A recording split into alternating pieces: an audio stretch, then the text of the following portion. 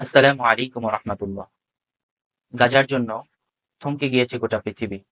সর্বক্ষণ আমাদের হৃদয় থেকে রক্তক্ষরণ হচ্ছে।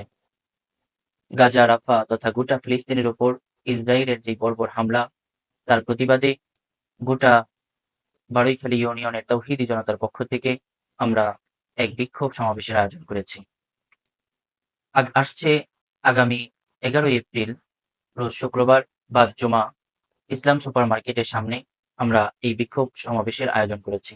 অতএব বারৈখালী ইউনিয়নের সকল দল মত নির্বিশেষে, ধর্ম বর্ণ নির্বিশেষে মানবতার পক্ষে আমরা যারাই আছি প্রত্যেকের কাছে আমার আকুল আবেদন, ফিলিস্তিনের পক্ষে, আমার নিরস্ত অসহায় মজলুম ভাই বোনদের পক্ষে আমরা ঐক্য স্বরে আমরা অবস্থান তৈরি করি এবং বিক্ষোভ প্রচার করি এবং আমাদের অবস্থান, আমাদের এই বিক্ষোভ গোটা জাতিকে জানিয়ে দেই।